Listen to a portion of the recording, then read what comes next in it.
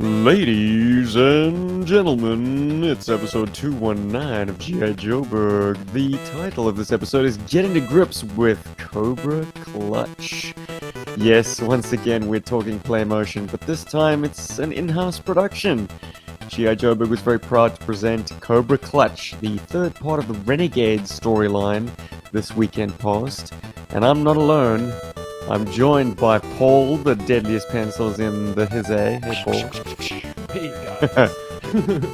My main man, childhood friend Rob. Hello, Rob. Hey guys, good to be here again. Hell yeah. And we got Sgt Slaughter Jr. Zazel Phoenix is joining us again. Hello, Zaze. A 10! Hut! Alright, that is. Perfect. Ah, yes. Zazel has once again tendered the most fantastic Sgt Slaughter impersonation. The praise keeps coming. People love your work. Paul was playing Mercer on this one, and Rob, you will be playing the role of the audience, and giving us some very fantastic. honest responses and criticisms for this episode past. But as always, guys, our warm-up round. Has anybody got any new shit they'd like to get their teeth sunk into? How does this week find GI Joburg? Wow, this week has been crazy, dude. Oh dear. Yeah, no, it's just like the usual stuff.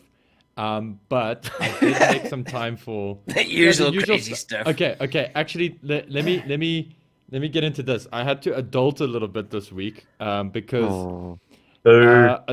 aside from the usual like crazy stuff that I have with my job, which is actually really awesome. So that's aside from things. That's just, but to add a little bit of extra flavor to this week, it's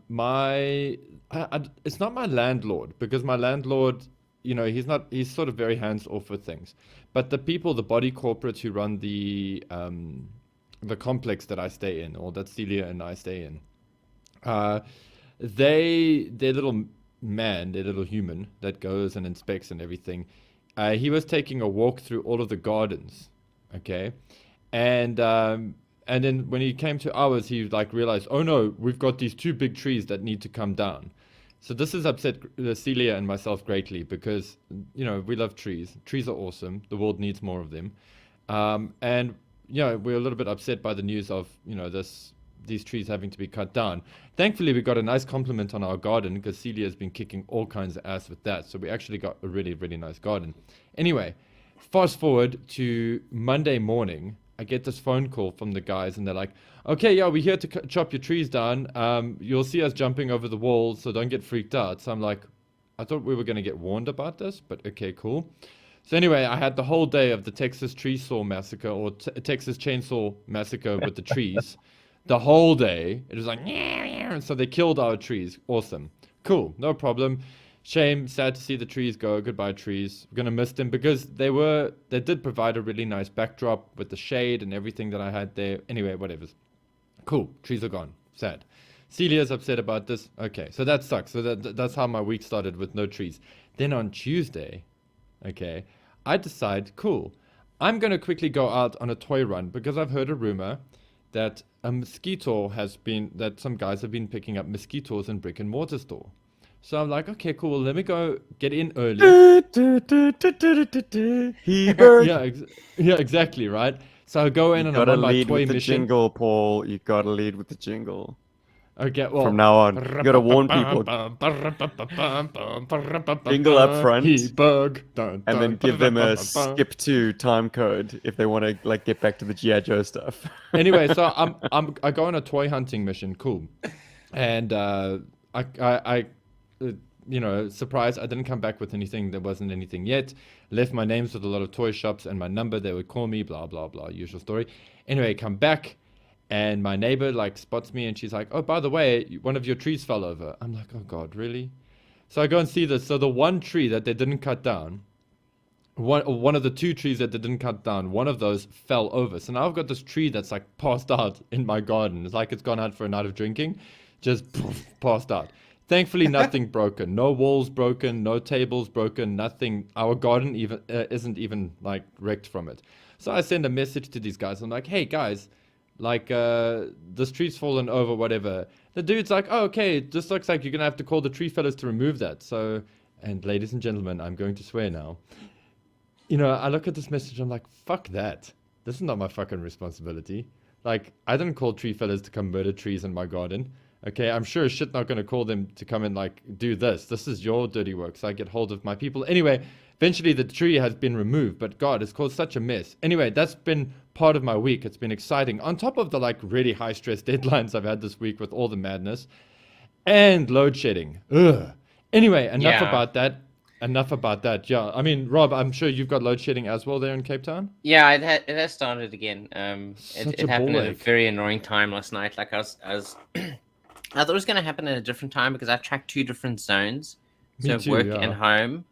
Yeah. So then it suddenly happens at like 12 o'clock, and I'm like, oh no, I'm gonna miss the Translation for non-South Africans: load shedding or blackouts. Yeah, like But they're scheduled scheduled. blackouts. Yes, so they do them on purpose. So then I Spitefully. thought, oh shit, I couldn't do anything because then I had my phone wasn't charged, and like I meant to watch the premiere of this fantastic video that we just put out, and I couldn't do that because my phone was dead, and I was like, why is this happening? It's so annoying. Like I prefer it when it happens at work because then at least it's nice and dark and you don't have to be open for like 2 hours. But Damn, it happened But on being my at home. time. God damn it. exactly on my own. Yeah, yeah. Oh, that was geez, that was a ball ache as well. Because Celia and I were so excited. We watched the movie, and we're like, okay, we're gonna watch this movie, and then after that, we're gonna watch 2 episodes of this like science fiction, like sort of series thing, and then we're gonna tune into YouTube to watch the premiere for Cobra Clutch.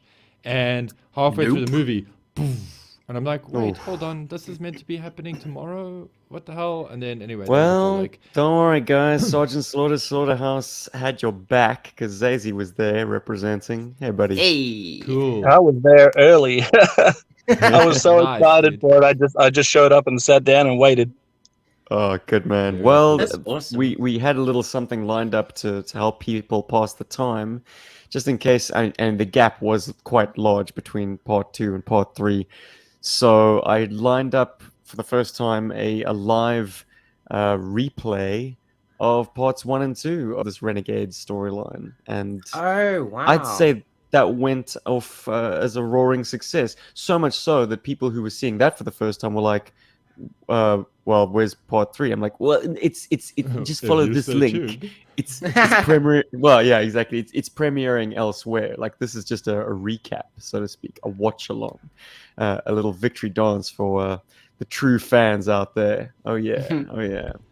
Yeah, I thought it was a Um, great double feature idea that really wet the whistle for the main event. Oh, yeah. And Oh, other stop it things. with the Sergeant Slaughter references, man. So, Damn. so as I mentioned, throughout all of this drama of this week, oh god, I did We're get to still do a stuck little on bit of Paul's toy drama, hunting. by the way. Oh, I'm so- so relieved. He's swinging it back to new shit. My Yep. God, I thought we were going to be Yep. stuck in bloody tree felling drama. Okay, anyway. So this is my like little mini topic which I like to put into new shit. It's called Paul Goes Toy Hunting. I didn't buy any of this, but I saw this and I thought of Zazel when I saw this at first. And then I realized, and then I was like, wow, that thing actually fits like, classified size GI Joe. And I was like, well, if nobody knows about it, and I'm sure everybody listening to this podcast knows about this, the Slambulance. Yes, thank you. I was about to say, everyone listening to this and not seeing the picture that you've just flashed on screen. Yes, it is a wrestling WWE figurine size ambulance. Like it's Yeah. official. Put out by Yeah. Mattel. Cool. And it's got like stretchers and everything, and the doors come off, and you can have big burly men pop out the roof. It's great. Yeah, most specifically, the doors can be ripped off by the looks of things. Like, So basically, cool.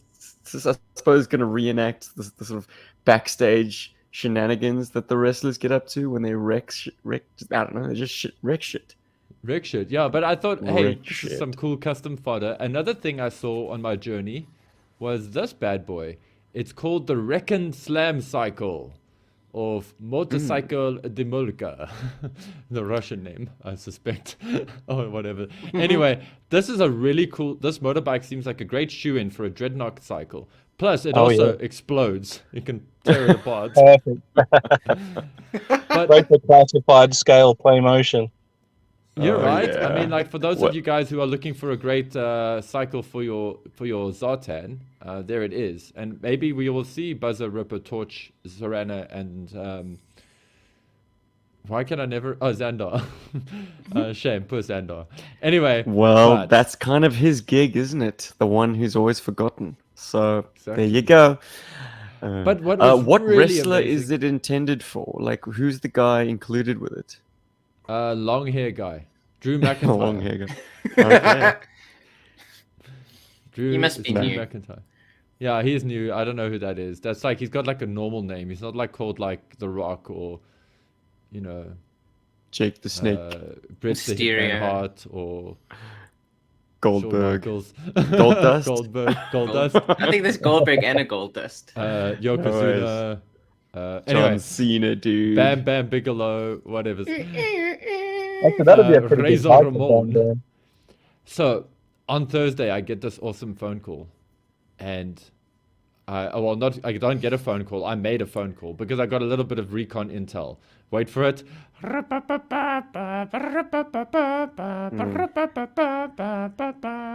The reprise. Hebug. And what did I get? I found Mosquito. Mosquito. Hell yeah. Excellent. Nice. Excellent. So glad. So it's interesting because the shop, when I spoke to the lady, she said they only had 3 in the box, and that one guy had come the day before. At the end of the day, and I wanted to grab one for another local collector, but they only had this one. And shame, she said it was hidden at the back of the rest. So I was like, oh really? Is it Like at a shame. deluxe price point? Because it seems like he's got additional accessories. Yeah, and he's stuff. 250 rand. Yeah. Ooh. Yeah. As opposed Yeah. to 200. 200 rand. Yeah. Gotcha. So for 50 rand more, you get an extra head, this cool effect piece, an extra hand, and the gun. And of course, he's squishy blood action. And I'll show you guys now what that looks like in action. Ba-ba! Wait. Ba-ba! What? Yes, there he is. He's gotten Stratos. He's draining Stratos' life force. Oh yeah, he's sucking Stratos Cool off. toy. Oh, such a great toy. Really, really Well- dig it. And that's my excitement in terms of toys this week. So I figured I had 50 to. bucks I'm extra so for glad, head. Paul. Definitely worth it. Some cheap head. Cool, Paul. I'm thrilled. I have something new in the pipeline, but the ink is not yet dry on the where am I going with this? Basically, it's not a sealed the check. deal just yet. Yeah, but very exciting and a wonderful piece at an incredible price. So something I couldn't say no to. So what's the space, Joe Burgers? Steve's got something new in the pipeline. Rob, Any new crickets. toys? No, I No- don't. There's nothing. I have access to nothing. Like I can't No buy new pops. anything.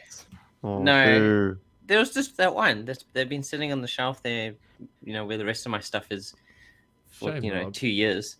Well, I have access pal, to nothing. There's absolutely nothing. you say that, but in the same city you live, on bid or buy, Withers Amusements has a shit ton of Of vintage Joe G.I. Joe stuff. stuff. So I don't know if I should have not told you that because Ah. if you browse it now, you will see things you like. Paul certainly did last week. You got your Dreadnought cycle, your trike, didn't you? It's Paul? like you said, yeah. Just waiting for the deal to finish. It's a matter of Very I've good. done it. I'm just waiting for it to be delivered. It should be arriving with me sometime next week. I plan Amazing. to do a live stream unboxing with that. When I say plan to,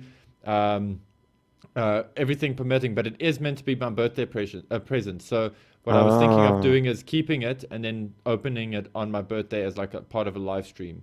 Because there's something else in there that's carded as well that would be fun to do. That I bought a long time ago, and the seller's been holding onto it for me until because I didn't just want to ship that one thing, so he's been holding onto it for me. It's a local guy, and it's not that expensive, man. Anyways, it's not. that's terrific, Anyway. Paul. And it is the Action Force boxed version of the Dreadnought cycle. Yeah. So those stickers are probably still good to go, dude. They haven't dried out. Well, from what I've seen, I mean, it looked like the collector who had it before had assembled it or whatever, and then disassembled it when he sold it to Withers. So I mean, it's complete. It's stickered up, sadly, but it looks like it has got its blueprints, which is nice. At the end of the day, as long as the whole bike is complete, I'm happy, and it's got the box, and that's a bonus. And Very, I've got very Serana cool. and Xandar and Serana for it, so yay. Zazie, new shit. Hit us with it. Well, I mean, I've got a couple of cool things in transit at the moment. I don't know if that really counts as new shit, I'll but I'm allow pretty it. excited for it. I've got from Ringside Collectibles, I've got the heel version of Sgt Slaughter on its way, and I've also got from the Mattel Online exclusive Sgt Slaughter also on its way. How long that takes, I don't know, but at least it's on its way. I also do have a little bit of a Heberg story that I think Paul might be interested in. Ooh. Anyway, so the Masters of the Universe Classics is starting to show up at Big W stores here in Australia, which Not other than Townsville, mate. Not well, Townsville.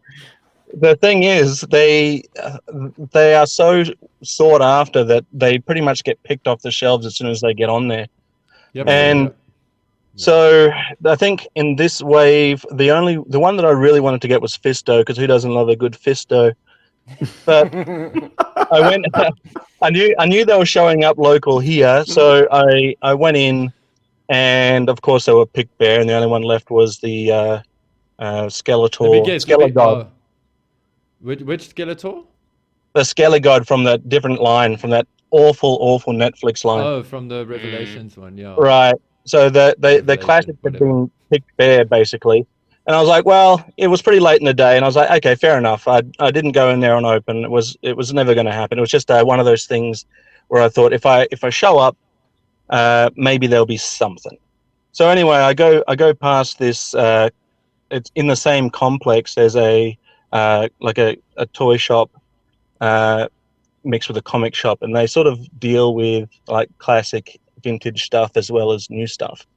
And what they didn't have the day before, because I actually went in there the day before, what they didn't have the day before was Masters of the Universe Classic. But lo and behold, they've got the entire wave you would expect to find at Big W sitting right there for 3 times the price. And it is my suspicion that he's gone and just picked the shelves clean and now is selling them for 3 times as much. But I did manage to pick up a sweet bite of GI Joe from there. So it wasn't all bad. Who'd you buy? I got Dalzim. Cool. Is that how we're pronouncing it? That's how I'm Yeah, pronouncing that's it. whatever. Yeah. I'll accept. Speaking of which, I think in the last 2 days or so, someone bought out of just a yard sale of an ex-Hasbro employee just dozens and dozens and like hundreds of figures, sealed in baggies of nice. the sort of the 90s kind of figures. So Street Fighter guys, the Battle Core guys, all complete, all untouched by human hands for the last 30 or something years. But just like for a song, no doubt, like this guy has made a killing or will make a killing, provided the vultures haven't swooped in and snapped it up. But like he was asking, like, what's this stuff worth? And it's like, oh, pal, you should speak to some of the experts because like people are going to try and take advantage of you. I sometimes think that the people who say or wonder what these are worth know how much they're worth and are just pushing. Well, it could go either way. I don't know. I think he by his own admission, he's not familiar with the 90s stuff, as a lot of collectors are, or aren't. But yeah, he could be fishing. Either way, there were offers coming thick and fast, and other people saying like, don't listen to anybody right now, man. You need to speak to a trusted source, because mixed in with these bags and bags and bags of mint untouched, like overstock items, were, I believe, a few test shots of like the 1995 unreleased guys. Oh, that's And- cool. And that's big money. Big money toys, baby. Ninja So- Commandos and. Wow, there's- Ninja Commandos. Something Ooh. something that I do want to mention, which is like pretty cool actually. Okay, well, first thing to go with that story, there's a local guy that recently in the local He-Man group. He said he just dug out his whole like Motu collection, and he had it all stacked up nicely on the grass, well photographed and whatever's. And he just said, "Hey guys, I actually don't know how much this is worth. I do want to sell it. Would you like to give me some offers?" And I have to say, and this makes me very proud. A lot of the local fans, like 3 or 4 of the comments in that, immediately went, "Wait, dude, no. We're going to PM you the proper pricing for that stuff. People are going to try and scam the shit out of you." Because he had had some very good condition, like castles and vehicles and all kinds of stuff. And, he was he just sort of said, "Oh, I don't care what I get for it." And these guys were like, No.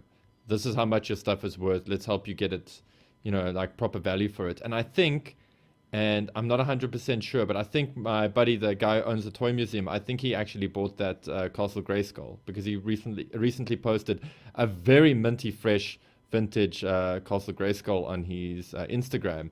And he's like, "Awesome local purchase, really enjoying this." And he also seemed to get and he also got a Ninja Turtles sewer playset from somewhere. Anyway, that's just a tidbit. The really cool thing, is that Celia was on Toy Watch this past week, which is quite awesome. And that might not sound like a lot, but she's actually been, because her job, she goes to different malls and she has to go to the different stores that she sort of manages visually. And I always ask her, "Hey, listen, if you're in the vicinity of a Toys R Us, please could you just pop in and just check what their stock is, especially because I've been looking for Mosquito and whatever's." And yeah, I gotta say, Celia is such a trooper. She's actually been doing that. It's so sweet. She phones me and she goes, "Okay, yeah, I just spoke to the people here and I looked through all the shelves and I even dug in the back and everything and I didn't find any Mosquitoes. But I just want to check, do you have She Clamp went through the Champ back and do you?" stock.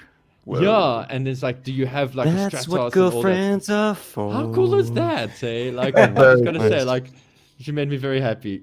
And she did like 3 or 4 times this week. So, but now she knows she's on Toy Watch when she goes to like other malls And that she are very gives far head. away from What? her. What? I didn't say that. Anyway, cool. Made Enough me of very that. happy. Yay. Guys, what are we watching? What are we reading? What are we playing? Let's start off with our guest, Zazie. What you checking out these days, brother? Well, other than the popular stuff like What If G.I. Joburg. on Disney Plus, yeah, GI Joburg today. I'm going through the list of least important to most important. I was going to get to GI Joburg, but you've ruined the surprise. Oh, So, bugger. Well, then it let's was, dwell a little bit on What If, because I also watched the finale.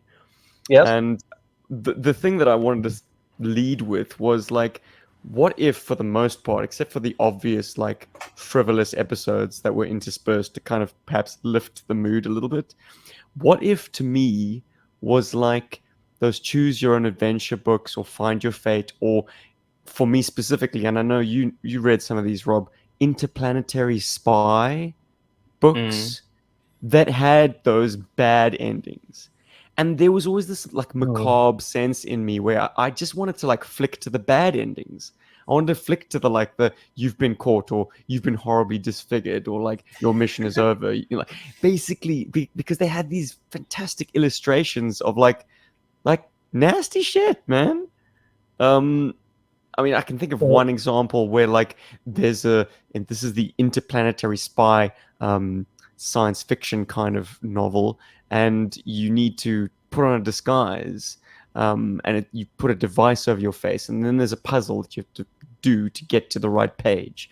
So if you get to the wrong page, your face comes out mangled, and you're like, "Oh god, this is me for the rest of my life. Oh, the horror." Anyways, maybe that's a lame example. There are much cooler ones with like giant space robot birds eating your shuttlecraft and shit like that. But bottom line is, what if in those instances we're like, wow, this is really horrifying. This is a bad ending in a choose your own adventure book. And maybe that's the appeal. Like the fact that things went kind of peachy for the Marvel Cinematic Universe was entirely the outside chance. You know, all those many millions of possibilities that Doctor Strange saw, we saw them playing out essentially. My other observation is I really enjoyed episodes that played in the kind of the sandbox of the Winter Soldier and Civil War. Anything too cosmic, I started to snooze hard. Like, and the same goes for anything dealing with the Infinity Gauntlet. Like, OP characters just make me, you know, lose interest. This kind of hierarchy of like reality bending power. I'm like, whatever. That guy's a god. That guy's a planet. That guy wields the ultimate power in the universe. So what? I want to see people punching each other. So I used to be a full-on Marvel fanboy back in the day. I don't really collect Marvel comics now, but they are still my favorite go-to. And What If was one of my favorite comic book series. And for a lot of issues, they were my stepping stones into picking up, back issues of stories so I could see how that actually played out. But yeah, for the most part, the endings were usually pretty designed in a way to show you what the worst case scenario could have been. And in a lot of cases, if Spider-Man was in it, Spider-Man was going to die. So I was, spoiler alert for anyone who hasn't seen all of What If yet, but Spider-Man doesn't die in any of them. Okay. No, That's the Paul, complete it's opposite okay. of what you It's fine. I expect. just took my headphones off. It's all good. No, it's not a spoiler. It's not a spoiler. If it was the other way around, that would be a spoiler. But yeah, saying that a character doesn't die. That's still a spoiler. It is Is still a it? spoiler. Anything It can is, be a yeah. spoiler. Yeah. Sorry, Paul. Jeez. That's fine. I Sorry. didn't hear Like what the you said, revelation so of a Joburg. name can be a spoiler. I heard Spider-Man You and I know, threw where my we are headphones can off. be a spoiler. Threw my headphones Alright, off like it was alright. like it was some kind of horny tarantula on my head. I just flicked them off like, blah, you will not This fuck my this head today. also, I think, is not a spoiler. I remember some weeks back when I said that Lego had spoilt one of the forthcoming What If episodes with their set. Right. Well, guess what? That episode was cut from the series. Whoa. It wasn't completed. I think probably due to some kind of COVID complication. But there's a erroneous moment where a character from a previous episode is brought back for the final episode of What If, and it had me scratching my head thinking, wait a minute, that character hasn't had an episode. They haven't been spotlit. Like they brought in to I don't know, to deal with the big bad by the end, and the Lego spoiled that episode for me, but the episode doesn't exist. So that was very interesting. Hilarious. It also means Lego basically backed the wrong horse. Like the set that they made for What If is from an episode that wasn't completed. Very funny. Well, it's kind of like a what if in itself. It's like, what if this happened and what if? I was your own dying. What if? I was dying for like a very meta what if episode. Like basically the premise is what if Disney bought all of Marvel instead of just like the B characters? Hey? Think about that. Yeah, technically, I think animated, you could do that. Yeah. Because they don't own the movie rights to certain characters, but they do own the animated rights to a lot of the ones. Zazel, they do now. They do now, and now they've got the conundrum. Like I think Sony still has their teeth into most of Spider-Man's rogues gallery, but deals can be struck. What I'm saying is, what if Disney at the off, when Marvel Comics and Marvel Studios were like bankrupt back in the early 2000s, Right. I think it was, and they started being pieced out and sold off to Sony and to Fox. They would not have led with Iron Man, that's for sure. Yeah. Would have changed things dramatically. Well, they probably would have led as Fox did with the X-Men. No, I think if they had it, they would have started with Spider-Man. Okay. Yeah. They No, wanted true. to do Because it's Yeah, easier 'cause to they do wanted as to do well, a one major character. in the Yeah, entire But that's it it. game. They would wanted to do a it would have Spider-Man meant movie. that the sandbox would have been like we would have had that tumble of like Spider-Man, X-Men, Fantastic Four, but they all would have crossed over earlier on. So Oh, it yeah. wasn't this, yeah. So we would have had a pre-Avengers like massive team up. Like the Avengers would probably have been an afterthought to be like, oh yeah, there's that Tony Stark guy. Let's work him into, and you know, Captain America. Shwah. Well, I mean, I remember when David and I used to buy like this movie magazine every now and then in the 90s, and they were talking, and we specifically bought these issues because they were talking about the superhero movies. So, like Was it Nicolas Cage's Superman movie and the Hmm? Leonardo DiCaprio Spider-Man film that was slated to be directed by James Cameron, that never quite got off the ground. Oh, what about So Aquaman, dude? James Cameron's Aquaman. Oh yeah. I actually don't remember that at all. No, it's a joke from Entourage. Oh, Yeah. okay. Yeah. You either So watched it anyway, or you didn't. no, I haven't watched Entourage. So, um, but yeah, so like that's the thing. And then I also recall when Iron Man was announced, in the comics at that time, Tony Stark was also going through like the serious drinking problem thing as well.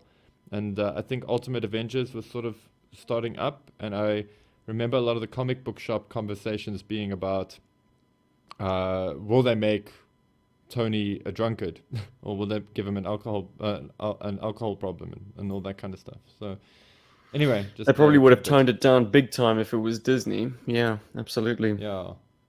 It was already Iron No, Man 2. almost. Yeah, true that. I'm happy with the way, for the most part, I'm happy with the way the MCU thing has played out on screen. I just think it's sad, and maybe I'm talking to the wrong crowd now, but I'm also sort of in a position where I love superhero movies, but I don't love that superhero movies are almost or pretty much the only movies that you get to watch. Actually, it's like Dune is coming out this month, which I cannot wait for. Like absolutely cannot wait for. And Shang-Chi, I wanted to go and check, but I see it's not on cinemas here yet, or maybe I'm just missing something. We never It is got out. Snake. Is Two it people out? have seen it here locally. Yeah, in Oh, Cape a Town. whole- So if we have it, you must have it. Okay, cool. A whole two people. That's good. Two people that I know. Okay, no, that's cool. We never got Snake Eyes. Snake Eyes never appeared here in Joburg. None of the cinemas actually got it. So I don't know if they got it for like a day and then decided, well, nope, or what. But we never got it, so I never got to watch that in cinema. But like for the most part, it just seems like anytime something's not a superhero movie, you don't really get to see it. Like I don't know. Anyway, I don't want to get into that rant. But I'm getting to a point where I'm a little bit tired of superhero movies because I want to see Oh. other movies, like unique. There are no movies. other movies. Superhero movies are the only films. Come on, Exactly. dude. And apparently, apparently Tenet is now getting a lot of attention as well. And I still need to watch Tenet. I meant to go and watch Tenet, and we never got round to it. Can you explain that? Why is it getting a lot of attention? It's a year old now. Apparently, it's because when it came out, it obviously wasn't the best time for a movie to come out, and like the studio was betting on it, hopefully doing some magnificent things. So it didn't have enough eyes on it, but apparently people are starting to see the genius in it now. There was an article. Yeah, I I've read. just seen it recently streaming. I thought it was really good. Yeah, because it didn't Christopher Nolan's films usually explode for some reason or another. Either that people really hate them or they really love them. And Tenet was kind of like, just like a fart in the, Pop quiz says, did you watch it with the subtitles on, or did you just watch it? indistinct chatter. Was I required to listen to it? No, look, I mean, as the joke goes, the dialogue is often inaudible. He's up to his old Bane tricks where it's just like, Oh, okay, gotcha. I don't no, care if- I followed along as best as I could, as best as you can. good man. Okay, good. Well, yeah, as did I in the cinema, but like, there's a lot of mumbling happening and a lot of high concept stuff being said that is ultimately very mystifying anyways. So it might have been some use if you were watching it via streaming as opposed to watching it on screen or big screen to have the subtitles up. Anyways, whatevs. If you enjoyed it, that's amazing. If you took something from it, if you could understand what was going on, even more so. Power to you, Gents, shall we talk about a little production closer to home? One of our very own. I think I'm going to put you on the spot, Rob, because these other two gentlemen have been very closely linked to this project. So after having watched it, what do you think, man? I think it's a really cool story, and I mean, I like probably my favorite sequence, and probably everyone's favorite sequence is the swamp. I mean, like, I don't understand how things can grow like that. It's so weird. Like, Yeah, it's otherworldly for sure. it's so strange, and it's just such a cool location. I like the different locations you used as well, and even when there was actual like human-sized things in there, you kind of still took the shots, but it kind of worked, I suppose, within what you're trying to do. Give an example. Human-sized things. Oh, right, on the sort of the when jungle he's path, trees and on the stuff. jungle path, and then like when he's looking through I think it's when he's looking through the binoculars, and he kind of sees you see the kind of like telephone wires. What? Is it Really? the binocular sequence? I think it was that one, or was it a bit later? I can't remember. Oh, yeah, oh, right. Yeah, no, there are definitely power lines running to. Yeah, but I like, mean, that's I think obvious. is Destro's factory. Yeah. Yes. Sure. So, I mean, it's on purpose. I mean, because I know you're very careful about that sort of thing. So I was like, okay, so that's meant to be in there. You obviously meant for it to be there. Yeah, I think overall it was really cool, and I like that you've I mean, obviously it's established before, but I mean, I like to get a little flashback of the other Mercer, and I like that there's two Mercers. It's like these are two different people. It's not the exact same person. Like, more than one person can actually, defect from Cobra over time, and I thought that was kind of cool. Not if they're dead.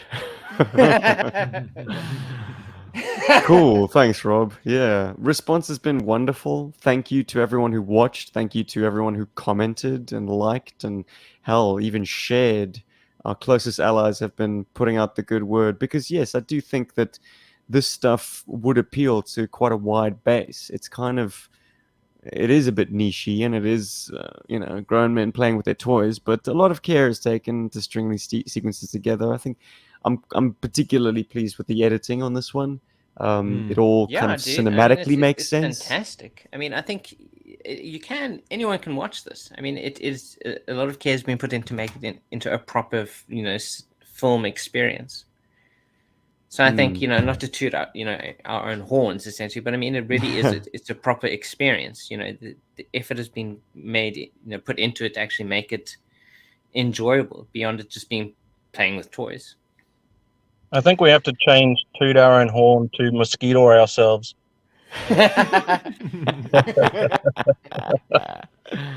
Oh, yeah. That's a fantastic suggestion. Oh, guys, this is a bit of a public service announcement. Sorry, it just sort of like came back to me like PTSD. I watched the Monster Hunter movie. Don't watch that movie. Just do yourself a favor, it's a big lot of shit.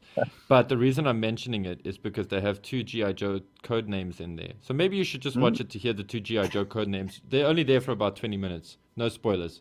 Anyway, That's so weird. I wanted to No, mention spoil something. it. I won't watch it.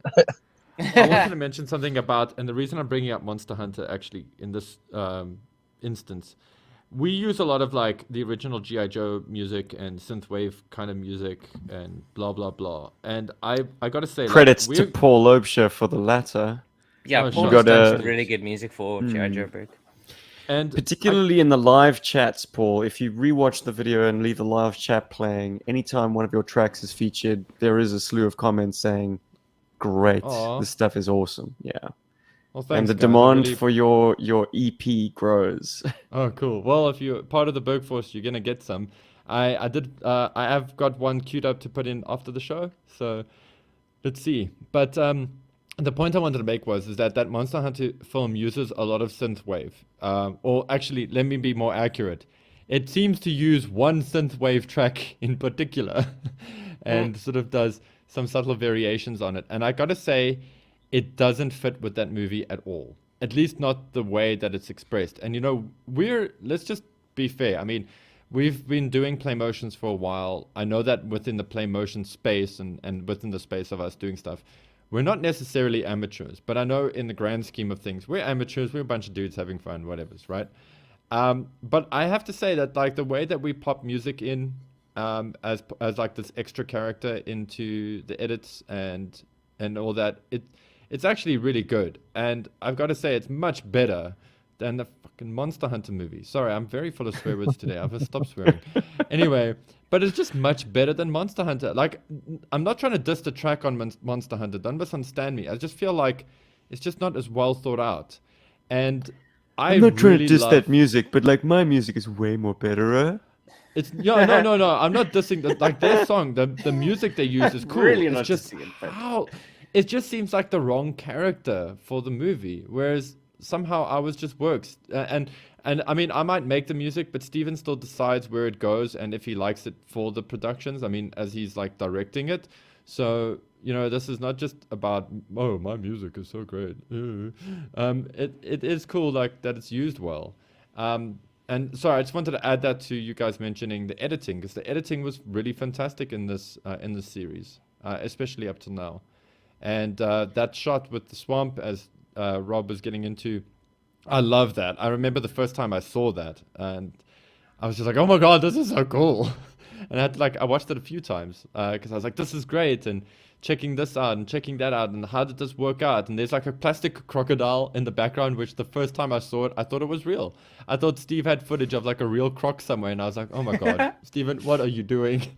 Dude, those things move fast. Dude. I have to. This is the perfect segue to say that I was filming these in and around real swamps in Australia, and I mean, I neglected taking a picture of it, but there very definitely was a sign up, and this is a seasonal sign that isn't always there, but it said that a crocodile had been sighted. So do not enter the water at any point. And here's me sort of shooting into the tree line with my back to the open water, constantly checking my six, because yes, this is a sequence that involves Crocmaster and his pets, or guard crocs, staging an ambush on the renegades. But I am encountering the very real danger of a potential crocodile attack while filming it. Like, I can only imagine the headline if you were attacked by a crocodile while playing with crocodile toys. yeah, this shit just writes itself. This is some like headline news stuff. Bizarre in Australia. ritual as man who Hold worships upon- crocodiles gets killed. Worshipping the crocodile spirit, like he's called upon and has a death roll with a croc. Yeah. Anyways, so I don't know if I'm likely to attempt a sequence like this in the near. Certainly not in this part of the world where giant crocodiles are a reality. Sorry, I could just imagine the headline image is like a Sgt Slaughter action figure with a little bit of blood spatter on it. And that's behind the newscaster. Claim. Sorry, it's so gallows humor. Well, speaking of, Zazel, it is your Sarge. It's one of your expected 777 Sgt Slaughters, and I need to get him to you. But yeah, I need to finish up principal photography on part 4 and potentially part 5 if this thing stretches out. But thank you. I'm afraid he has rusty screws now, but all worth it. Look, I've got to tell you though, before we go off topic from the swamp, that was a legitimately intense scene, and it's one of those ones where I was literally on the edge of my seat watching that part, and even on second or third viewing, it still fills me with that same intensity. It's such a great scene. I don't know how you manage to do all this stuff with 2 hands and a camera. It's great stuff. And here's another great segue, Zaz. The intensity came very much in part by a spectacular vocal delivery, which I wish I had been rolling some video footage, some behind the scenes stuff, because it would have looked like that clip you shared of Hugh Jackman doing a Wolverine kind of ADR or audio. What's it after? Whatever. Yeah, ADR. Where they I don't know. basically re-record the audio in a scene, and he's just like slicing dudes, running through a forest, jumping, Yeah. and Dude, it's that's all of us. Yeah, We do these yeah. things. You brought it, dude. You brought it. So I was able to make a nice selection of some grunts and groans and exertion and fighting noise to just bring out, I suppose, the intensity of this battle. Because in many respects, it was simple fight choreography. It was basically two plastic men grappling. So no high kicks or punches or anything like acrobatic. But your vocal delivery brought that intensity. So, Which pat on the brings back, me, man. which brings me No! to another piece of amazingness on this. And I'm sorry that this seems like a GI Joburg circle jerk. No, But, this is a victory lap. We're allowed one episode to celebrate a play motion before we get back You into, I for don't know, yourself, topic of the Paul. week. Yo, So dude, go I for gotta it. say, your fight choreography was spot on. Like the whole way that all went down, I knew what was happening, who it was happening to, who was dishing it out to who. It didn't look like two toys just banging each other. There was a lot of like anima in there. Like I watched stuff going on, and I was just like I didn't think about how you did it. Like if that makes sense. Like I watched the whole. I was like, I believed that fight choreography, everything from when they were under the water, everything. It was so great. It's only when I watched it the second time round that I watched it with a more analytical eye, trying to figure out how you did it, or like trying to imagine what it was like to maybe get that like one shot done. And it was just like, damn. I mean, it does go back to the editing a little bit, but that fight choreography was spot on, dude. I was so engaged, and I'm actually really worried now that we're on a slippery slope, because I feel like that was so good that people are going to want more sort of melee action from us. Well, you shoot Yeah. with what you got, guys, because I don't have a great deal of vehicles to hand here. So yes, it is a lot of melee action and very interpersonal fighting. I mean, for heaven's sakes, this episode featured a Cobra helipack. The little wind up and go Such a cool Tomy toy. toys. Well, reason being, I don't have a Fang here. I don't have a Fang 2 here. I don't have any of the bigger toys, so I have to make do with these little piss willy things.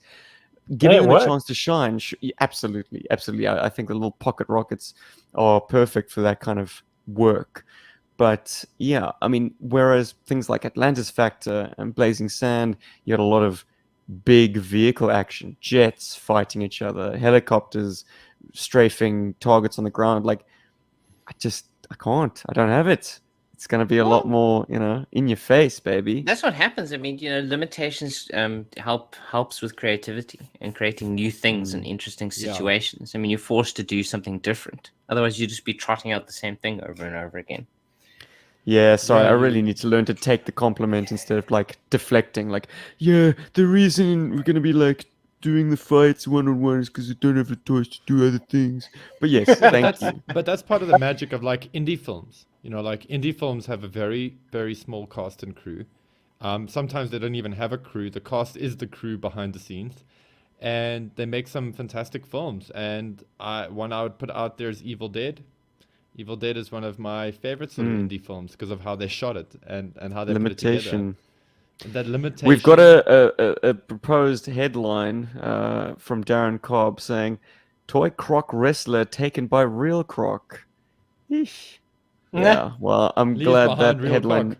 Croc. Hey. Well, I'm glad that headline didn't come to pass. But yes. Yeah, dude, it is scary, man. I honestly thought Zaz was with you when you did that. I didn't realize you were doing that by yourself. Zaze took a job down south. I'm alone, Paul. My one Joe bro in town, and he's gone. This comes as news to you, no doubt. Yeah, it does. Zaz, are you enjoying the cooler weather? Look, I got to tell you, you can get all the seasons in one day here. You can be hot 1 minute, freezing cold the next. It's hard to keep track of, but I'll tell you what I'm not missing, and that's the humidity. I actually feel like my toys and collectibles are safe now. Yeah, I I had imagine. bubbles popping off cards. I had O-rings that needed repair nearly every day. But I Yeah, feel Where are like you now, Zazy? Well, pretty much just in the suburbs of Brisbane. Ah, very good. Yeah, man. I miss being in a city that has buildings. Well, I don't know. Like, I wonder what you could what you'd be able to achieve anywhere near here. Not as much as where you are now. But before we get off the swamp, I just want to say one of my favorite parts in the Crockmaster Sergeant Slaughter Wrestle Fest was that tackle and roll. It just feels so. It looks so fluid. It just goes right into it, into the where he tries to then sort of drown Sarge with his knee, and then goes for his knife. But that it was just so well done. high praise indeed from the man who I regard having perfected one-on-one action figure combat for camera. If anyone is scratching their heads in attendance, Zazel has his own playmotion series, the Slaughterhouse, sorry, Wrestling Championships, over on his channel. So please check out Sergeant Slaughter's Slaughterhouse. I can't implore you enough. Link will be in the description below. And But thanks back again, on the topic. for throwing some voices at the Slaughterhouse Wrestling Championship. Yes, we got Scoop, we got Mercer, and I play the $1 Million Merc. Introduced Yeah, by the whatever. real Sergeant Slaughter himself. Yes, you guys are becoming fast friends, hey? Thick as He's thieves. coming He on a now bit knows your strong, name, but Zazzle. yeah. We actually, for those that don't know, Sarge and I recently were able to have a one-on-one video call, and he's never seen my face before, but he recognized the name, and yeah, from there it was just a dream come true to be able to have a a fairly decent length conversation. In the end, I'm the one who had to go. I was at the shopping mall when it was starting, and I was outside the shopping mall. It was so loud out there. At one point, a tractor went past, and I had my food in the food court, and I was like, "Oh man, so I'm just going to go live. I cannot miss this." So I leave my food at the forecourt, a race outside to where it could be at least a little bit quieter. We have this great conversation, and it's getting to a point where my battery's starting to go flat. I think it said that I was running out of data on my phone. The noise was just so loud, and in the end, like a complete diva, I'm like, "It was lovely talking to you, Sarge, but I have got to go." Still, Zazel, like talking to your idol, like the guy who you're basing your channel on, your collecting hobby on, like that is pretty incredible. Well, I thought what was incredible for me was he brought up the Slaughterhouse Wrestling Championship. And he said that he follows along with it, which is great. And whether or not he does or he doesn't watch it, I'm just glad that he was a part of it. He's such a super nice guy that it would be just like him to throw a compliment out like that. Um, whether or not it's actually is real or true or not. But if he does watch it, thanks, Sarge. I love that. I don't think he would tell such a bald-faced lie.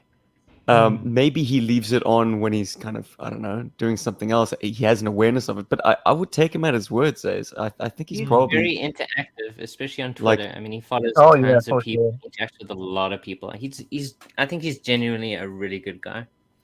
I think so too. I just think maybe there's just a part of me that, it's hard to believe. Yeah, it's really disbelief, sure. it is disbelief for sure. But I mean, how often do you get to talk to your childhood heroes that are also your childhood favorite cartoon character, and on your Action lunch figure. boxes and stuff like that? Oh, It's Yeah, crazy. and mind on top blowing. of that, they're just really cool people as well. Like, it's just, Oh yeah. I can't think of an analogous experience for myself. I mean, I have chatted to Larry, but Larry was the writer of the book of the toys that I loved.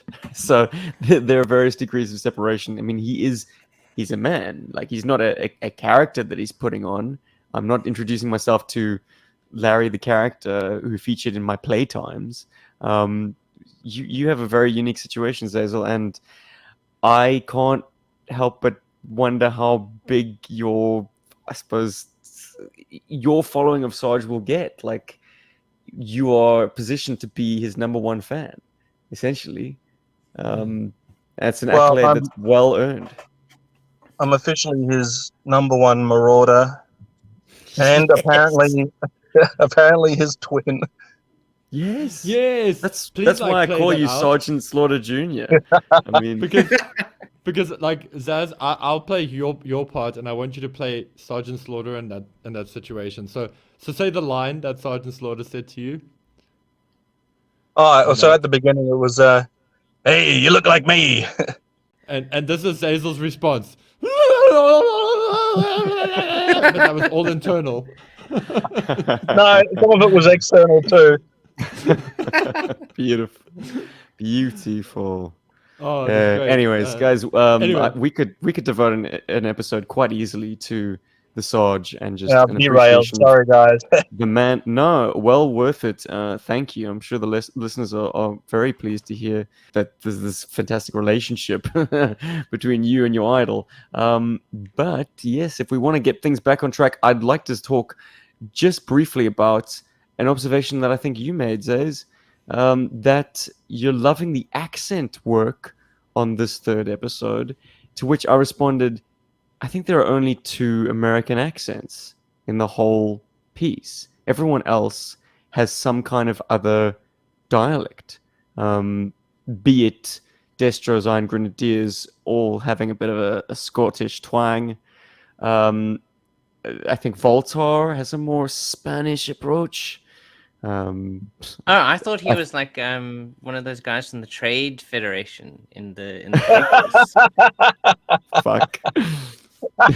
That's what I thought the whole time. I was like, Gun interesting Ray. choice. Interesting, yeah, one of those guys, yeah. Yikes. Well, that would explain the presence of the turbo tank later on. Oh, jeez. Anyways, Otherwise, well, they it's all Voltar. sounded whatever you thought they were.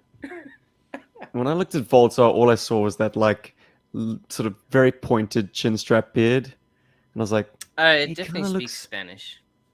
kind of looks a bit conquistadorian, you know. And then like the helmet is sci-fi as all get up, but it's got that ridge on the top, kind of like a conquistador's helmet. I don't know. So yes, that's where that went. I just wanted something distinct for him, really. Ooh, Ryan in the comments has just touched on something I loved with the voice work. I'm going to show it to everybody. Cobra Commander good. was the best to me. I love the fact that he came off so sinister. Ryan, Yep, you and me agreed. both. I think voice notes to Stephen from me when I heard some of the sort of editing and whatever's were filled with praise for Cobra Commander as well. I love that voice, and I love that characterization of Cobra Commander. That sinister, sort of dark. He's a villain. He's proper. And I dig Well, that. He's- it's partly to blame. I mean, okay, in the initial parts, yeah, that's just raw voice because he's speaking through a cloth mask. But in part 3, there's a heavy filter on it because he's got his battle helmet on, right? He's got his 1987 getup. So there is obviously he is speaking through a speaker as opposed to just naked voice. And the filter actually has a name. Anyone want to venture a guess? Is it Iron Man? No, but no. Toilet If you demon. were to cast your mind back to a filmmaker who we were talking about, that might be a hint. Is Oh, it Bane? Terminator. Bane.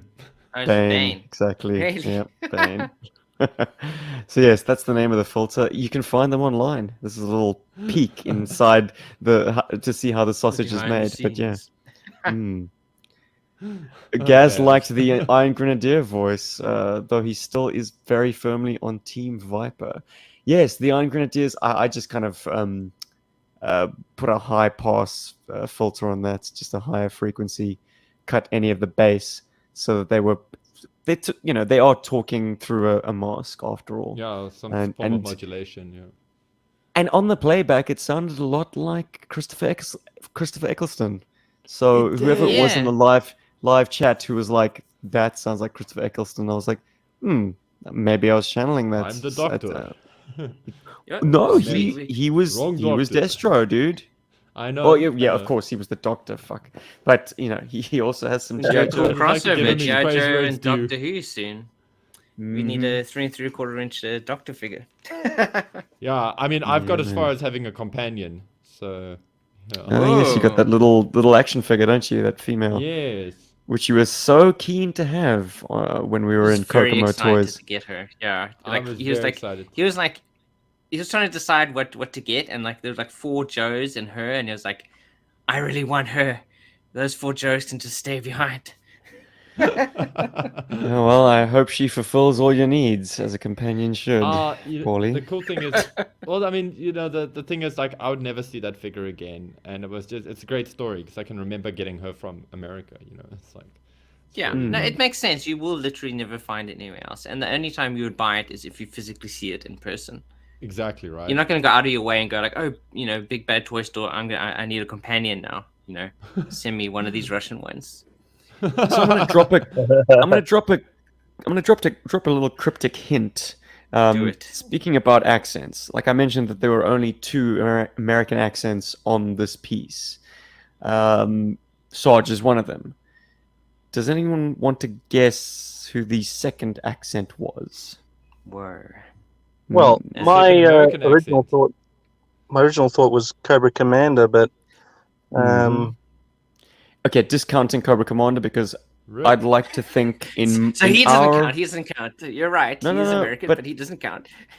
I'd like to think in GI Joburg's retelling of the GI Joe mythology, Cobra Commander is not necessarily a used car salesman and pyramid schemer. I'd like to think he has some tendrils, more internationally. I'd like So- to say so the I'm gonna grants the take him- Crockmaster was making sounded very American to me. I was gonna say Rick, Cool. dude, but that's me. Rick. Like, I Rick didn't have thought a Rick sounded line. bit- Yeah, but that's the beauty of it. He could be That's American. the feeling that Paul gets. That I he's- feel like he's American. was it the guy Look, in the I mean- helicopter? It was the Cobra Trooper who's always following Cobra Commander. Was. Hey, there He we has go. one line, but it's an important cameo. That's all I'm going to say about that.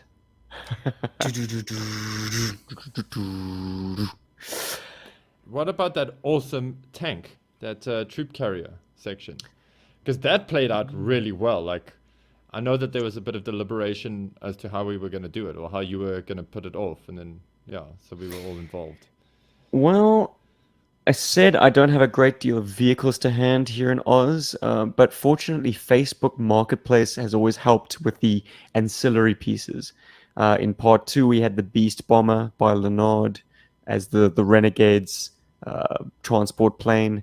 In this one, we have a very small cameo of also a core toy, the Rainfire helicopter, which Cobra Commander is about to board before he decides, sticking around might be far more interesting because it seems like Destro needs to handle his shit.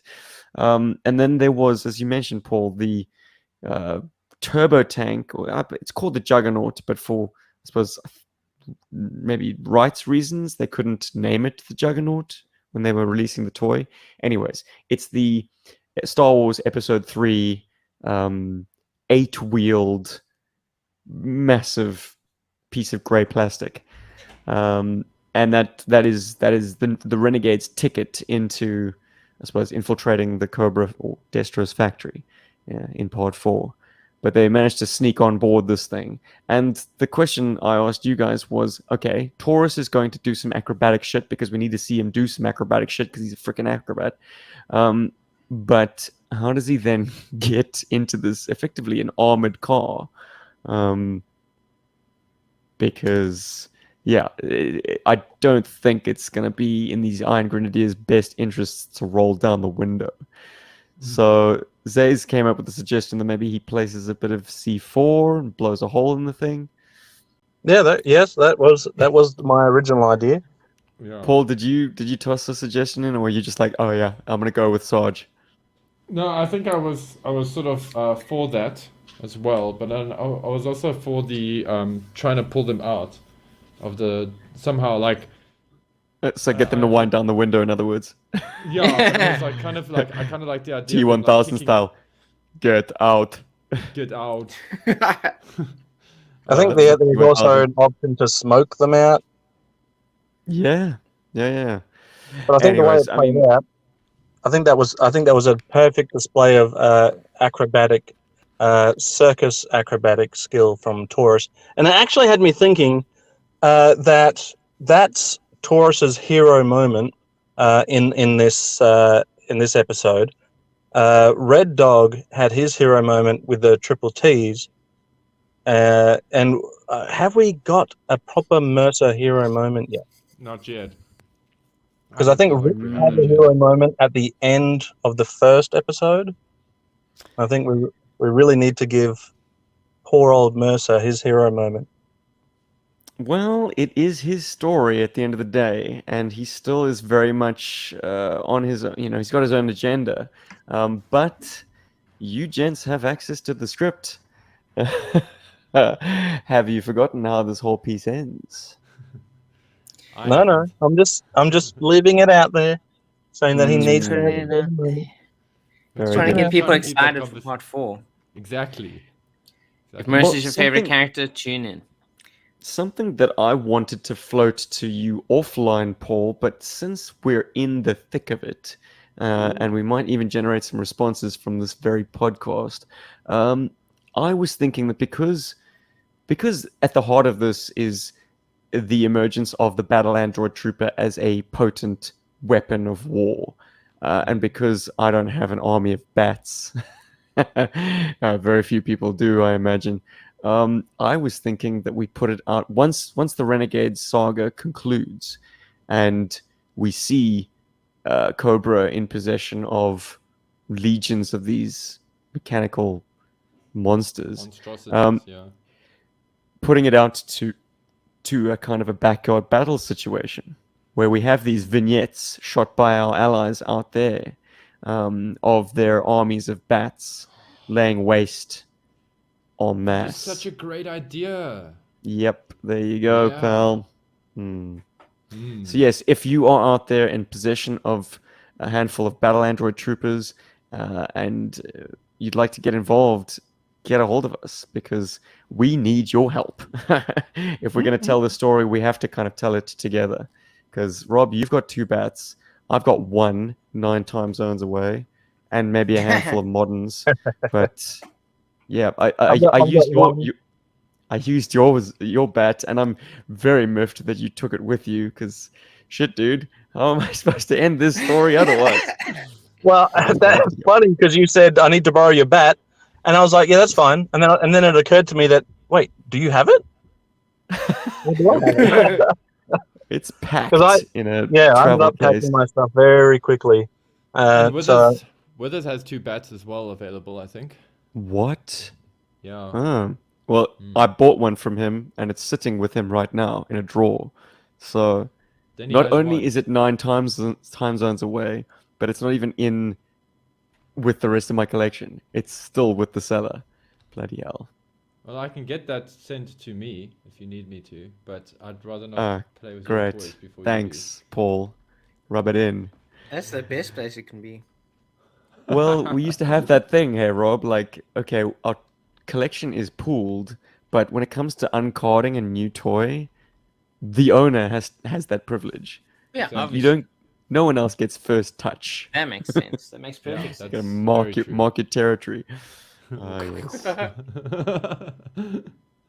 um, hey, yeah, like Bart in the chat came up with a good solution with the Black Major bats.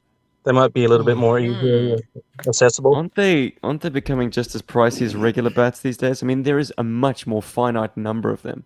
But yes, agreed. I suppose you could get some funky color variations to your bat army. Why the hell not? Speaking of, okay, I'm going to include a credits section in the final part because pretty much all the toys on screen are contributions. So I will itemize.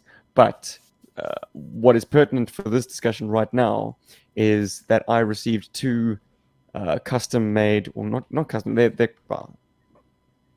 similar to Black Major and Red Laser in that sense, but they are Iron Grenadiers that are done up in different color schemes, and The I believe they are by Grenadiers. Lethal Customs. I don't know. this is all news to me. All I know is that they were provided by the Dragon Fortress. So that's 2 weeks running, Dustin. We are in your debt, man. Interesting wrote that you should this- mention the Dragon Fortress. It is his birthday today, as of the time Happy of this recording. birthday, Dustin. Happy birthday, Jeez. Dragon Happy birthday. Fortress. Hey, nice one. Beautiful. Happy birthday. Wait a minute. Are you talking about the author's birthday or the website's birthday? No, his birthday. Oh, His very good. birthday. Okay. Yeah. Happy birthday to you. Happy birthday to you. Okay, well, it might be his birthday, but we're the ones who got the presents because those IGs are perfect.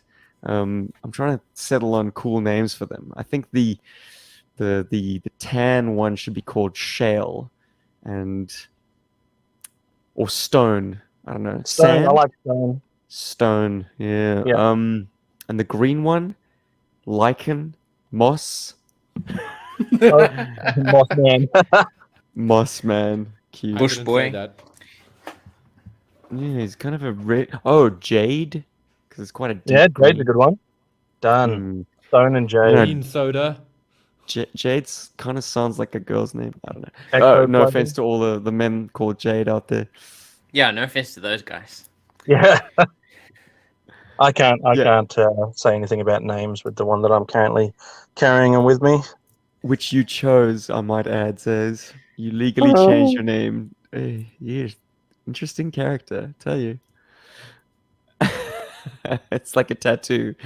Stuck with it now. Well, I'd be a Bob when you could be a Zazel. So, Well, that's Or true. a Zazzle. or a Zazel. Sorry, guys. I keep making that Um, joke at your expense, but hey, the Sarge seems said like- it, so it's official now. It Oh, yeah, seems like Sarge gets Withers away with doesn't it. have bats anymore. So, Steve, I think you bought that bat. That bat's gone. Yep. But I like the idea that you had with Berg Force getting involved. I recently watched, as of today, actually, rewatched that Cobra Convergence one where you had everybody get involved. cool, yeah. with that. And there was a cool Sarge scene in that, which I thought was great. A little bit of wrestling. Back to the wrestling again. Sorry, guys, derailed. But that was a great way to get the guys to carry on the narrative. Yep. And it was at the heart of Ronald's initiative to join forces with Mark and shoot something that, yeah, like they wanted to keep the ball rolling in terms of play motion content, even when GI Joburg was having its own kind of immigration teething issues. But yeah, it's always welcome when other guys pitch in and these other play motion creators finding their feet. It's a beautiful thing to see. Yeah, I couldn't support it enough, to be honest. Very, very nice.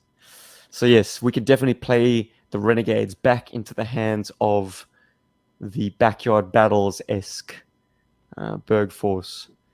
But yeah, geez, guys, I'm buzzing. If anyone has anything else they'd like to add about Cobra Clutch, now's the time. Fantastic effort all around. I'm looking forward to where we're going next. Oh, there is something that's worth mentioning. It's Ooh. cool how, like, in 3 episodes, we've got a character that essentially died in the first episode that hasn't uttered a line, still have impact in, over the episodes. Like, Rick is still a thing. People are like, hashtag Rick. When I say people, I mean here in the chats. I think Gaz threw a hashtag Rick at some point. But it's cool that there's this character that we've actually totally invented. It was brutally efficient storytelling in that first part.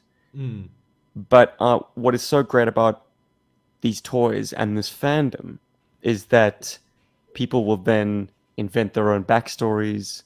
Like, even as just an exercise of the mind, you will live out these characters' lives, which is terrific. So yes, a character that was killed after 3 scenes max, has got an impact because this is a beloved action figure. This is a toy that hopefully folks out there have a 1991 Mercer to hand, and they're like, sit him up on your mantelpiece a little bit straighter now. It's like, yeah, this guy's got some strings to his bow. He's a real character now.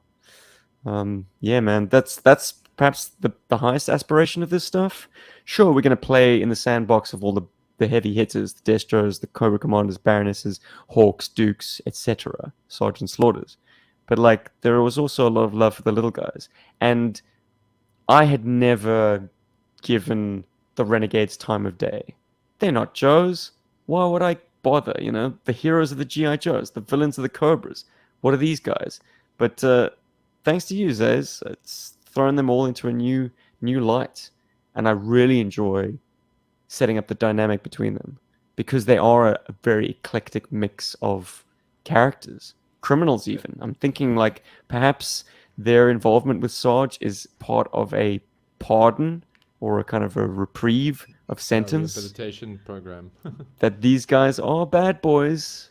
They've pissed off the United States somehow, and GI Joe and Sergeant Slaughter is their ticket to redemption. So I like that they're getting some really good stories behind them, and getting the respect I think that they deserve. I mean, Mercer has always been a popular character for obvious reasons, but it's great to see Red Dog and Taurus also shine. yeah, people are asking if he has a Russian accent, and I maintain that he is still Turkish, but from the Black Sea region, which does tend towards a more Eastern European. So there you go. So I've got how we're playing him. I've got a statement to make to Paul, and then Steve, I've got a question to ask to you, if that's all right, to take a little bit of time on this one. So, Paul, I feel like this is definitely Mercer's redemption story, and I got to say that in this story particularly, I really felt for Mercer. Like it's particularly at the beginning when Rick's helmet is unearthed. It's one of those. It was a touching moment between Sarge and Mercer, but then after that really touching scene, and you're in the swamps, you still have Red Dog to a lesser extent, but Taurus especially, just really still giving it to him.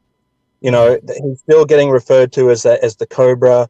He's told to shut his face or he's going to get shut to him, and it's just because I know the character of Mercer, the defector. You know, we know that he's he's defecting from Cobra, but as far as they're concerned, you know, still at this point he's still a Cobra, ex-Cobra, or even a Cobra still that they're bringing along on this mission. You know, there's not a full amount of trust there. And I didn't want it tonight to go without me saying that I thought that you really brought it in that scene in the beginning. And yeah, man, I really felt for him. Oh, thanks, man. Like that means a lot, especially because I did lots and lots of takes of that before I got one I was happy with and felt as well. So I'm glad that resonated with you. Thanks, man. You reminded me of a little bit of a controversy in the live chat about the likelihood of an M16, a more modern M16, jamming, as it did for poor old Mercer in the middle of his croc ambush. Now, I can't really speak to actual gun experience, but you know, early model M16s were renowned for a jamming problem. They certainly were the bane of soldiers in Vietnam, and of course, Vietnam was a very humid, very wet environment, similar to the kind of swamps that they were trudging through at that point. And I'll add one other factor to the mix, and that's, you know, that mold, that sneak peek footloose mold of the M16, it looks like a very early one. You know, the barrel shroud is not the modern, it's that sort of triangular shape. So I'm thinking to myself, yeah, man, this thing sucks. And Mercer might have had some success on the range with it back at the slaughterhouse, but once he's in country, the thing jams up on him pretty quick. And, you know, him being an ex-Cobra Viper, he's used to top-end equipment that works, you know? Those Viper guns, which are probably dependable as all hell, but, you know, he's faced with this GI Joe piece of shit. And Paul, once again, man, you brought it on that line too. GI Joe piece of shit. Lovely. Yeah. Okay, Bot's bringing the knowledge bombs. He says all M16s will jam if they're not kept clean and oiled. He runs his wet and will always have oil with him. Yeah, I suppose. Well, there was plenty wet in there, but not the oily kind of wet, more like the swampy, muddy kind of wet. Steve, my question I wanted to ask you was if you could talk a little bit about your experience filming in the botanical gardens. The botanical gardens? Yes, tell us about the Oh, botanical gardens. shit, says. How did you know that I was in the botanical gardens? Well, mate, not only do I have a keen eye, but you also told me. Okay, smart Russell ass. knows all. Well, uh, as it turned out, my wife and her sort of mother's group had a picnic one day. So I kind of showed up for the first half and then quickly ducked out back to the car park and get my turbo tank and my Iron Grenadiers and the triple Ts and found a little spot off one of the trails to do a few cutaways here and there, like all the stuff that involves the triple Ts kind of pulled off under the shrubbery, hiding from uh, the Iron Grenadier with the heli pack, doing the sort of aerial sweep. Um, all that stuff was shot in the botanical gardens. Does that answer your question? I mean, we Yeah, had people did you have walking any past. onlookers? Oh, of course. Oh, of course. And it just so happened that they were construction workers and obviously maintenance staff. People were driving like little bobcats along the path. And anytime people moved past me, I kind of slunk into the bushes a little bit deeper. And I practiced my invisibility spell. And I don't think many people turned heads. There was a woman walking her dog, and I think the dog pissed like right on your Sergeant Slaughter action figure. I'm so sorry. Perfect. Rusty screws. Oh man, no, I kid. I moved everything. Then the dog pissed, and then I moved everything back because I was like, I'm not done with this location yet. You fuck. Uh, I Dog's think like, that's a wrap small on Joes now. Cobra Clutch, guys. But we do have some postbox the pit business to attend to. First up, the poll results are in our ultimate Iron Grenadiers versus Vipers showdown. Anyone care to speculate? Vipers Iron by a Grenadiers. landslide. Obvious. Oh, wow. Okay, we're on All opposite right, sides here. we're split. Rob says Iron Grenadiers. Zazel says Vipers by a landslide. Paul, I know you're an Iron Grenadiers man, but if you was to speculate what the rest of Jodom said, I got a feeling it's Vipers. I mean, I've been Oh. trying not to watch that thread on purpose because I knew you'll ask us this, but every now and then I see a notification where somebody's like commented on the last episode and they were like, Vipers all the way, baby. And I'm like, can't find it. No You are a question. Viper. You should be Vipers all the way. Or soon to be an I'm a Iron Grenadier, actually. I'm an IG, but like by a hair, you know. It's not like I dislike Vipers, you know. I don't like being polarized, man. But I Look- reckon it's Vipers, dude. Yeah. Paul's an and Iron Viper. it's not difficult to see why. I mean, the Vipers have earlier credentials. You know, they came at kind of the sweet spot of the line before things went downhill and people were turned off. A lot of people missed out on the Iron Grenadier. There was a comment on the Twitter thread which read as follows. It was by a handle called Boil and Pop. He was like, "What the hell is an Iron Grenadier?" So There you go. point blank. I mean, you know, if you aren't that GI Joe hardcore that you've gone and researched absolutely everything there is to this hobby, chances are you might have missed the IGs and their importance. You know, if your blushings are just the toys up to a certain point, i.e., 1986, and the cartoon, the IGs are meaningless to you. So they definitely were the underdogs as we knew coming into it. But in more than a few of these, so we say social media platforms, the competition was quite tight indeed. There's definitely a war of words being waged over on Facebook.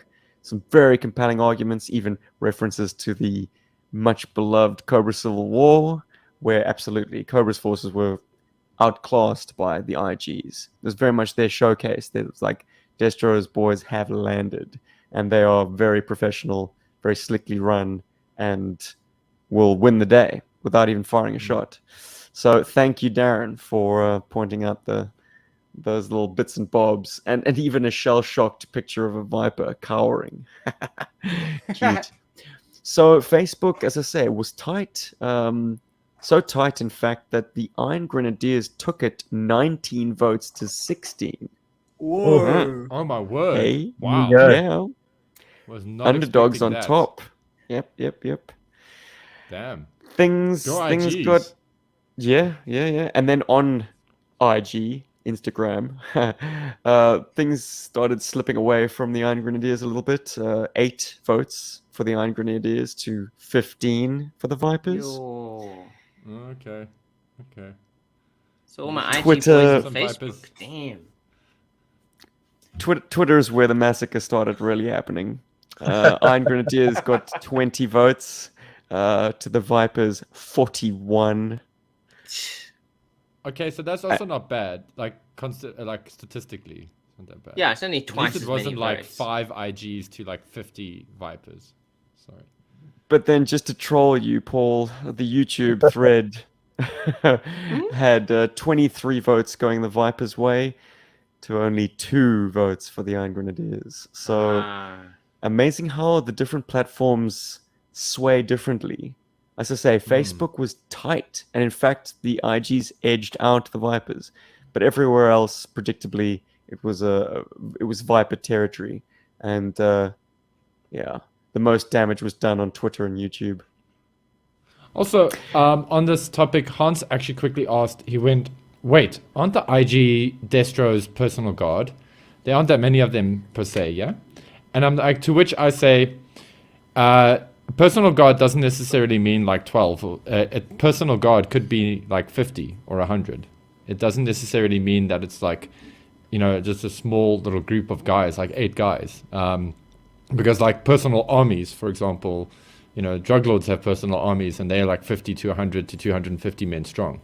So that's how I see the IGs, is that they are a personal army, maybe ranking in about 100, if possible, around there. That's why Destro makes personalized phone calls for when one of them falls in battle, you see. Because he can, there's only 100 of them. See the Backyard Battles video. So, or listen to the very end. Look, Hans, you might be onto something, and it comes down to how the individual wants to play these things, and also whether or not you can believably army build Iron Grenadiers. But in a much beloved issue of Special Missions, particularly by you, Rob, entitled Scoop, Stalker and his team encounter a sort of deep embedded like jungle group of Iron Grenadiers, and like their look is totally broken down. Like they've all gotten rid of their helmets, they're wearing headbands, they've got their sleeves rolled up, and they are, for all intents and purposes, just a combat unit of Iron Grenadiers.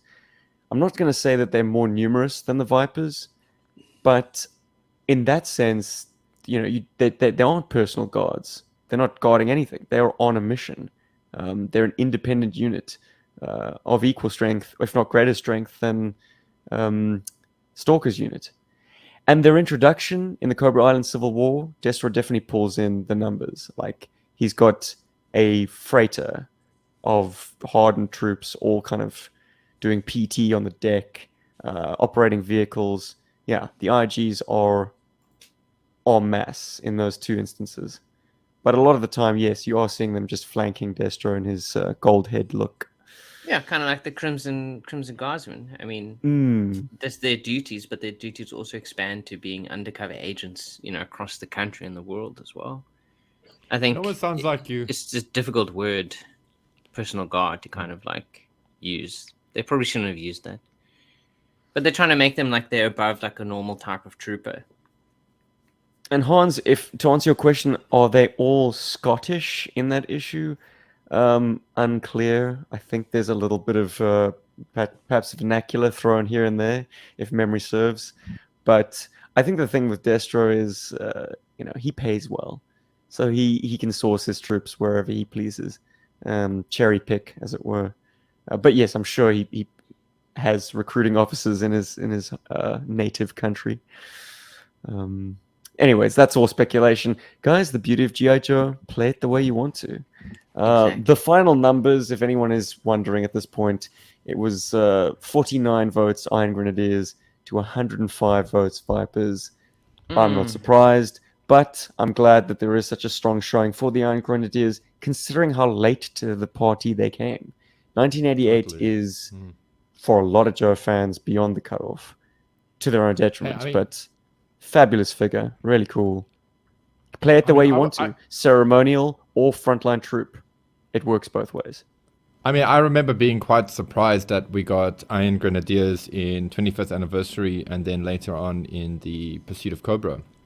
Like, I didn't realize that they were popular enough to get a remake. I remember like hoping that they were there, and then I found them, and it was like a convention exclusive, like a 3-pack, like a red Iron Grenadier and a purple one, or 2 purple ones and a red one, or 2 red ones and a purple one. I need to check. But they came in this like cool like little tube, and then they also did them as a single carded figure, the red guys. And then later on we got those very cool, although cumbersome, armored up Warhammer Grenadiers, which were very cool. Yeah, but those are great, man. I love those. They're so cool. It's just that their heads pop off quite often. Really? The armor and everything. Yeah. Had some great dissenting opinions. Mentions for Team Bats, Team Eels, Team Blue Shirts, and I think the comments thread on Twitter was won by the account called James McCullen Destro, who had just the following to say. Ahem. That's it. It's like, do I have to explain it? Ha ha. Anyway, maybe I cocked up my own joke, but yes, of course, an account run by Destro would be like Team IG versus Team Viper. Anyways. Okay. And with that, like, for our Berg Force members, that's the guys that have joined us on Patreon. I should have some cool new tunes, or a new tune and a sample of another tune for you to listen to today and to enjoy and download and have fun with and all those good things. And if you guys are wondering out there, our listeners, if you are looking to join the Patreon, well, you can click on the link below and you'll be able to join our, well, I don't want to say private audience, but yeah, you'll be part of our live audience for these podcasts and other little things that we do. You also will be privy to some of the extras that we do for the playmotion episodes. Sometimes it's stickers, sometimes it's diorama parts. I am actually feverishly working on some diorama parts. I've recently checked out the Extreme sets and thought, I can do that. So I've been busy on that. Thank you to Ronald Hoff for that re-inspiration.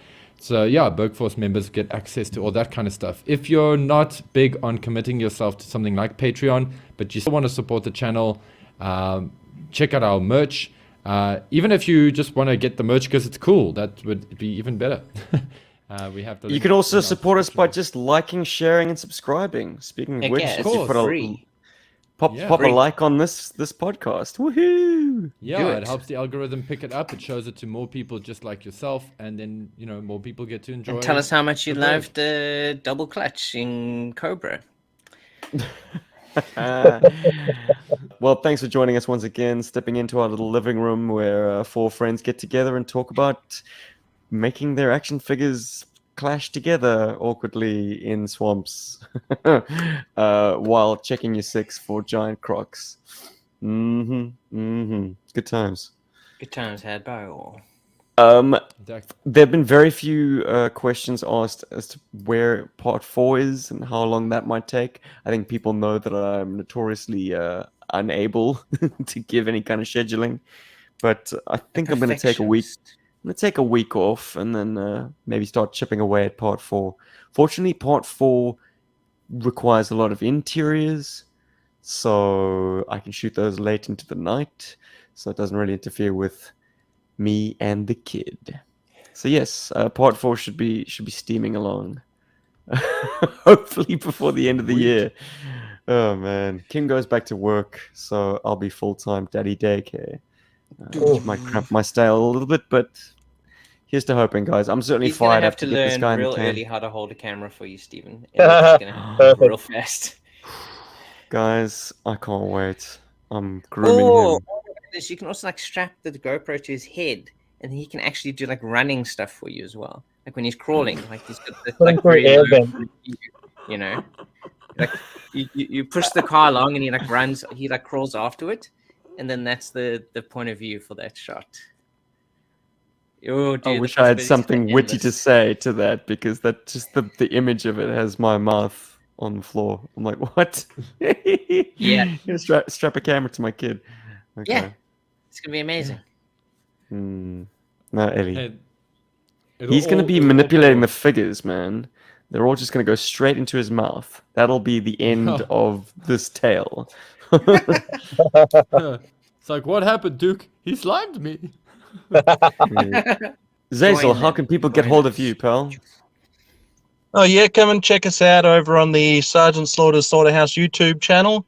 I've got a bunch of friends of YouTube coming along to also lend some voices.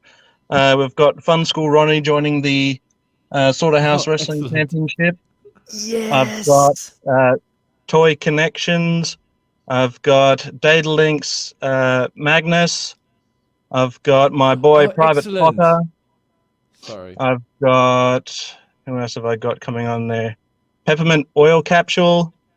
Yeah, I've just got it's like the Avengers Assemble of smaller channels that are coming on and just lending a voice. Those that want to just have a little bit of fun with it, as well as I hope Wonderful. you three fine gentlemen willing to continue to voice some characters for me. Absolutely. Where's the scripts, Bro, man? Got it. you can always count on Joburg. Cool. Thanks, guys. 1, 2, And 3. exciting about Datalink's Magnus. I often check out his stuff. He's great. Oh, fun. yeah. And His stop motion was very enjoyable.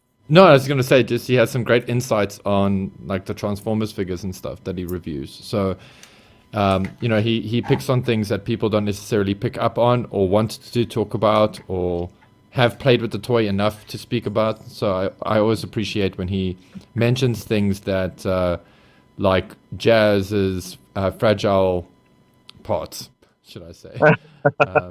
But yeah. And that's a wrap on GI Joburg, I guess. Episode 219. Getting to grips with Cobra Clutch.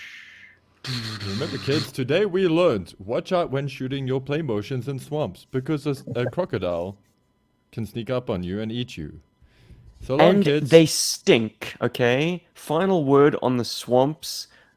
Right, so by day, They you've smelly. got... Okay. The ibises roost in there by night. And the flying foxes roost in there by day. Do you know what a flying fox is, guys? It's a giant demonic bat. Okay? These things are horrifying. Satan spawn. These leathery, furry, loud things. And they just produce so much shit. So those swamps are stinky. And I always was in them at low tide. So you can just imagine the kind of stench that I'm working in. So yes, Oh my word. I'm glad I got the shots, but I'm loath to ever go back in the swamps. And also working in wetlands, you are so a victim of like what the tide is doing. And sometimes it's not even the tide, just rainfall. Like you go to a location one day and it's at the perfect water level for action figures. You go there the next day, guess what? It's dried up. It is hard baked in the sun. And it is just There's a blasted desert. mosquitoes. Says Oh, no. you got the brunt of it that day, mates. But let me Oh, tell yeah. you, when you were absent, I was their next target. So basically, you drew them off during the filming of Slaughterhouse, but I had no red herring, no bait for them during the filming of Cobra Clutch. So yeah, man, and not just that, flies that bite, these gigantic bastard horseflies. They will bite you through your clothes. And they are persistent, man. I've got the bloody turbo tank in my arms. I'm walking back to the car. This thing is on my shirt, like chowing into my arm. And I'm like blowing on it. not deterring it. I'm shaking my arm, not deterring it. I'm like, I have to put down all the toys so I can swat this damn thing because it is not budging. Hey, go you eating me. for the non-violent approach first. I don't want to touch it unnecessarily. Those things are assholes. Anyways, Wings. You sound like With you that, want- Remember, ladies- kids, horseflies are assholes with wings. Until next time. Yeah, exactly. Shut up your face.